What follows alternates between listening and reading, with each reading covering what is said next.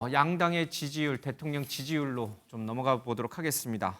먼저요, 이 관련된 영상을 잠깐 보겠습니다. 기본적인 대국민 사과, 진솔한 석고대죄 이런 것은 기본으로 있어야 악수도 사람하고 악수하는 거지.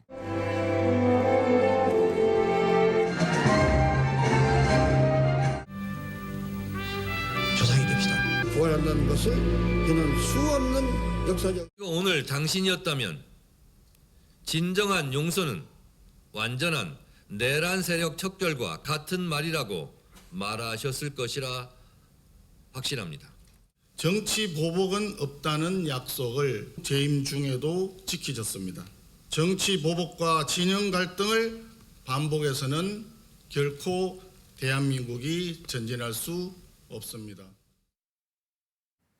자, 양당 지지율 흐름을 좀 보니까요, 민주당은 하락세가 이어지고 있고 국민의힘은 앞서 30분 동안 그렇게 국민의힘 전당대회가 얼마나 난맥상인지를 열심히 얘기를 했지만 그만큼 혼란스럽고 여러 분열이 있는데도 불구하고 올라가고 있습니다. 그래서 이제 양당의 격차가 굉장히 좀 좁혀지는 형세가 되어버렸습니다.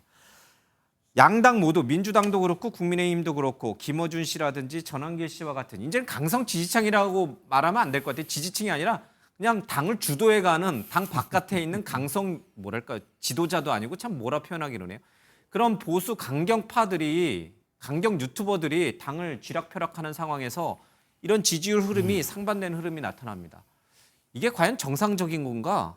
아무도 동의하기는 어려울 텐데 우리 김상일 평론가님. 민주당은 왜 저렇게 39.9%로 떨어집니까? 저거는 김어준 씨 영향입니까? 아니면 정청래 당대표 때문입니까? 아니면 대통령이 뭐 노란봉투법이든 방송법이든 뭐 여러 가지 강경 또 주식 양도세든 여러 가지 정책적 실수를 하고 있기 때문에 그런 겁니까? 기본적으로 정청래 조국 대표 때문이라고 보는 게 저는 맞다고 봐요. 예. 왜냐하면 그 이전을 보면은 좀 인사 잡음이 좀 있긴 했지만 그것이 지지율 하락을 시킬 정도로 이재명 대통령을 비토하는 것까지 예. 가진 않았거든요. 그 이재명 대통령께서 취임하시고 나서 국무회의를 주도하면서 보여줬던 행정 어떤 경륜과 그다음에 역량 이런 거는요 국민들이 굉장히 신선한 충격을 줬어요. 그리고 박수를 받았고 그런데 그런 것들이 지금 계속 드러나지 못해요. 지금 안 하고 계신 게 아닌데 예. 드러나지 못하고 있습니다. 그럼 왜죠? 아까 씬스틸러라는 표현을 쓰셨는데 저희 쪽에도 씬스틸러가 2명이 등장을 한 겁니다. 당대표와 조국 혁신당 대표 두 사람이 지금 마치 차기를 두고 경쟁하듯이 자신들의 정치를 하고 있어요. 예. 사실 이재명 대통령과 이재명 정권의 성공을 위해서라면 자신들을 좀 가리고 이재명 대통령이 하는 어젠다에 힘을 실기 위한 노력, 이재명 대통령의 발언에 힘을 실기 위한 노력 이런 것들을 해야 되잖아요. 그리고 그 속에서 롤플레이를 해가지고 국민의 뜻을 좀 전달해가지고 좀 더 정부가 잘 나가는 방향으로 예. 보탬이 되는 모습, 굉장히 합리적인 세력으로 보여지게 하는 어떤 포장지 역할 이런 것들을 적극적으로 해줘야만 하는데 지금은 본인들이 주예요. 정권과 대통령은 없습니다. 정말 당대표가 되면서 대통령을 그만큼 세일을 하고 그다음에 특별사면이 되면서 고마움을 표시한 사람들이 맞는지 싶을 정도로 지금은 자기 정치에 너무 매몰돼 있다. 이런 예. 생각이 들고 그 자기 정치들이 모든 어젠다와 이슈를 다 빨아가고 있다. 이런 생각이 알겠습니다. 들어요. 그러면 대통령과 이 정부는 잘못한 게 없다 이런 뜻인가요? 대통령과 정부가 피로감을 처음엔 어느 좋았잖아요. 정도, 저 그렇죠. 지지율도 막 60%. 인사에 의해서 약간 실망을 준 거는 사실이죠. 예. 근데 거기에서 지지율이 빠질 그런 어떤 계기는 없었는데 그 계기를 외부에서 마련했다. 그게 이제 아니, 주식 양도세라든지 방송법이라든지 뭐 지금 노란봉투법도 지금 이번 주에 처리하겠다는 거 아니겠습니까? 지금 오늘 미 암참에서 네. 그런 우려도 전달했지만 네. 뭐 그냥 예정대로 하겠다. 이런 강경 드라이브 정책, 개혁 정책이긴 네. 합니다만은 이 반대 여론도 많은 상황에서 예. 이거를 수렴하는 시간을 갖기보다는 속전속결로 이렇게 강하게 밀어붙이는 거 이런 거는 이 지지율 하락에 영향을 안 줬다 이런 뜻인가요? 저는 뭐 그 부분은 좀 논쟁의 예. 소지가 전 있다고 봅니다. 왜냐하면 그런 정책들은요 집권당이 기본적으로 책임을 지는 거고 결과가 나와야 어느 정도 반영이 되는 겁니다. 선거로서 그렇죠. 표현이 된다. 표현이 되고. 근데 지금 그런 법들이 실질적으로 경제에 부담이 되는지는 뭐 결과가 나온 게 하나도 없어요. 예. 오히려 긍정적으로 작용할 수 있는 요소가 저는 또 많이 있다고 봐요. 그리고 이런 부분에 대해서 대통령이 전혀 그럼 노력을 안 하느냐? 아니죠. 대기업도 만나서 이야기 듣고 다 하잖아요. 그럼 그 속에서 또 그 뭐랄까 단점이라든가 문제점이 도출이 되면 예. 또 즉각 수용해가지고 그런 것들 고치는 노력을 할 수도 보여줄 수도 있는 예. 겁니다. 굉장히 합리적인 모습을 보여줄 수 있는 거죠. 자신의 정체성을 유지해 가려고 노력하되 합리성을 또 보여주려고 하는 노력. 이것이 예. 합쳐진다면 지지율 하락으로까지 이어질까? 저는 그 부분은 아직 잘 모르는 부분이다. 미지의 세계다. 이렇게 알겠습니다. 생각해요. 예. 김상민 평론가의 얘기를 그러면 인정을 하고요. 그러니까 대통령이라든지 정부의 어떤 정책적인 부분에 대한 평가는 이제 사후적으로 있을 예정이니까 일단은 이 지지율 하락 국면에서는 좀 논외로 치고요. 그러면 원래 다시 돌아가서 그러면 조국 전 대표라든지 아니면은 이 정청래 대표가 강경 일변도로 대통령과는 조금 선을 달리하면서 가는 것 그것이 이 지지율 하락의 원인이라고 한다면 이거는 대부분 다 동의할 수 있는 부분인가? 두 사람 다 당대표가 되고 또 석방 되자마자 찾아간 곳이 또 김어준 씨 방송이에요. 저쪽에 전한길 씨가 있다면 이쪽엔 김어준 씨가 있고 왜 이 사람들에게 가서 이 당대표 또 석방된 조국 전 대표는 가서 인터뷰를 하는 것일까? 이거는 뭘까? 이게 이 지지율 하락에 영향을 주고 있는 것인지. 주고 있죠. 정치적 효능감 때문이죠. 거기는 인풋 아웃풋이 분명하잖아요. 김어준 씨한테 출연하거나 하면은 바로 아웃풋이 나와요. 지지자들의 열기가 그대로 전이가 되는 거예요. 강성 지지자들의 그렇죠. 열기가. 그러니까 이게 사실은 이게 정말 이거는 이렇게 하면 저는 정당문 닫아야죠. 정당이 뭐하러 필요합니까? 대의민주주의 뭐하러 합니까? 직접 민주주의하고 중부 정치하고 광장으로 나가죠. 뭐 우리가 간접 정치를 할 이유가 없잖아요. 예. 근데 지금 정청래, 조국 전 대표 다 팬덤을 갖고 있는 사람들이고 예. 실질적으로 저 이재명 대통령도 이른바 개딸이라는 강력한 팬덤을 통해서 이제 대통령이 됐지만 예. 대통령이라는 자리는 이중적 지위에 있거든요. 지지자들의 환호와 열광으로부터 출발하지만 결국에는 국민을 보고 나가야 되는 그런 이중적 이치에 있는 사람이기 때문에 그런 이제 그 자리에 가면 그렇게 되는데 그 자리에 가기까지는 단선적 위치에 있어요. 무조건 지지자들의 강력한 열광이 있어야 돼요. 뭐 중도 그다음에 뭐 이런 것들 나중에 얹어 오는 예. 거고 가장 강력한 자기의 어떤 모수 집단이 있어야 되기 때문에 그렇게 하는 건데 저는 지금 김상희 평론가 말에 동의를 하면서도 제가 이렇게 지지율 하락 저는 좀 다르게 보고 있는 게 뭐냐면 정치는요 사실의 영역이 아니라 인식의 영역인데 지금 국민들이 이재명 정부를 이제는 오만과 독선으로 보기 시작했다는 거죠.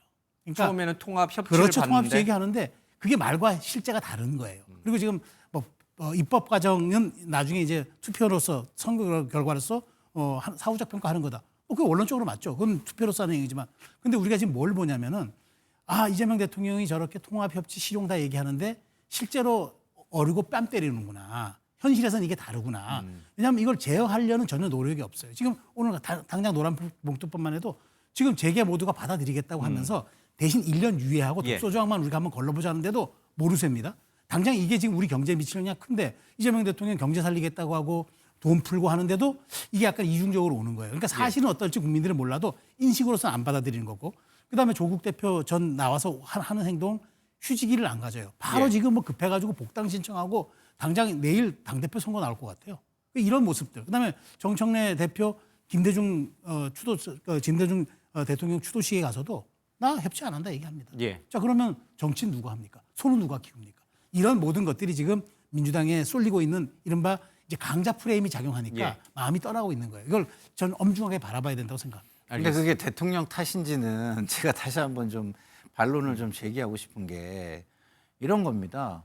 아니 검찰개혁 관련해 가지고 얼개만 내가 얘기했지 언제 추석 전까지 그거 다 해라 그랬냐라고 제동을 걸잖아요. 예. 방송법과 관련해도 일정 정도 제동을 걸어 오셨어요. 그러면 그런 것들이 이재명 대통령의 문제냐? 의중이 있는데 당에서 그렇죠. 수용을 안 하는 당에서 거냐? 지금 당이 지금 이재명 대통령을 중심으로 움직이려는 마음이 있어야 되는데 그런 게 없고 당대표 중심으로 자꾸 가져가려는 게 지금 존재하기 때문에 이런 결과가 왔다라고 저는 생각을 하는 거고 우리 최종 평론가님은 그게 다 어차피 하나다라고 한통속이다. 네, 한통속이다라고 보는 건데 제가 안에서 볼 때는 그렇지가 않은 거예요. 그리고 좀 아까 이제 우리 앵커님께서 암참 얘기를 하셨지만 암참이 얘기한다고 다 그게 옳은 건 아니고 암참은요 사실상 기업인들 우리나라 상공회의소처럼 기업인들을 더 많이 대변하는 겁니다. 그렇죠. 한국에 있는 미국 기업인들의 그냥 그렇죠. 연합체죠. 연합체죠. 그렇기 때문에 그러면은 노동자에서 ILO와 그 유관한 단체들에서는 어떤 입장을 표명할까? 이걸 본다면은 또 다른 입장을 표명할 거거든요. 아무리 그 제3자라고 하더라도 다른 제3자가 존재하는 상황이다라는 측면에서 이 경제적 효과는 아직까지는 알 수 없다. 저는 생각합니다. 알겠습니다. 그러나 이제 우리가 뭐 시험 삼아 해보고 실패하면 다시 원복시키고 이런 상황은 아니잖아요. 우리 경제 상황이. 그러니까 하나의 정책을 또 언론계도 마찬가지고 미디어 상황도 마찬가지고 정책을 추진할 때는 진짜 각계각층의 여론을 좀 충분히 수렴을 해서 정말 신중하게 하나하나 좀 해야 되지 않을까 하는 그런 아쉬움은 분명히 있습니다. 반면에 앞서 얘기했지만 국민의힘은 이 뭐랄까 이게 소위 이게 좀 거치게 표현하면 이 난장판인 상황에서 지지율이 왜 올라가는 거예요? 저 민주당이 못해서 얻는 반사이익입니까? 아니면 자꾸 이제 이슈가 되니까 전환기 씨가 이슈가 되고 뭐 김문수 후보가 이제 셔츠 바람으로 체조도 하시고 뭐 그런 게 이슈가 돼서 올라오는 건가요? 왜 올라오는 거예요?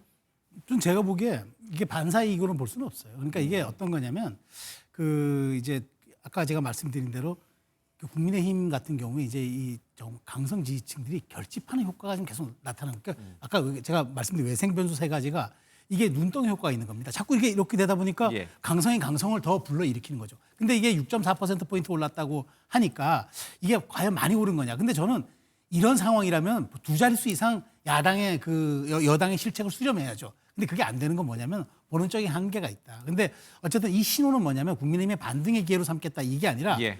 사실은 어찌 보면은 여당의 실패라는 점에 우리가 더 이게 주목을 해야지 야당의 반등이라는 것보다는 저는 여당의 실패다. 그런 측면에서 야당이 온전하게 대우만 갖춰진다면 더 많은 것을 수렴할 수가 있다. 이걸 저는 눈여겨봐야 된다는 거죠. 제가 보기에 단순 수치에 일희일비할 게 아니라 이게 그러니까 야당이 정말 제대로 된 플랫폼 정당으로 이게 지금 다시 자리매김한다 그러면 훨씬 더 많은 그 여당의 실책을 자신들의 지지로 수렴할 수 있다. 이걸 좀 더 봐야 될 신호로 저는 분석해야 된다고 봅니다. 알겠습니다. 저는 이거를 사실은 뭐 정청래 당대표의 효과라고 저는 봐요. 왜냐하면 지난 대선 때 양 진영이 쪼개져서 경쟁을 했잖아요. 그때 김문수 후보가 얻은 표가 41%가 넘었어요. 예. 거의 육박하고 있는 지금 상황인 겁니다. 그럼 왜 41% 육박하는 상황이 만들어지느냐? 그거는 여당 대표가 들어와 가지고 모든 걸 무시하고 양쪽에 전쟁을 일으키고 있기 때문이라고 먼저 생각해요. 선제 공격, 선전포고를 그렇죠. 했다. 예. 악수도 그러니까 안 하고 인사도 안 하고. 그렇죠. 정치를 해야 되는데 전쟁을 일으키니까 전쟁 속에서는 양 진영이 똘똘 뭉쳐가는 현상이 나타날 수밖에 없죠. 내부 결속이 이루어지죠. 내부 결속이 이루어지잖아요. 그런 현상이 지금 국민의힘 쪽에서 정청래 대표의 그런 어떤 언행에 대한 대응 효과로 나타나고 있다고 보고요. 그다음에 뭐 지지율 하락이야 제가 볼 때는 국민들이 저처럼 이렇게 모든 걸 나눠 보는 게 아니라 저기도 한 통속이야라고 보기 때문에 뭐 그 정청래 조국 예. 두 특별사면 대통령의 특별사면 이런 것들이 지금 효과가 반영되고 있는 것이다 이런 생각이 듭니다. 알겠습니다.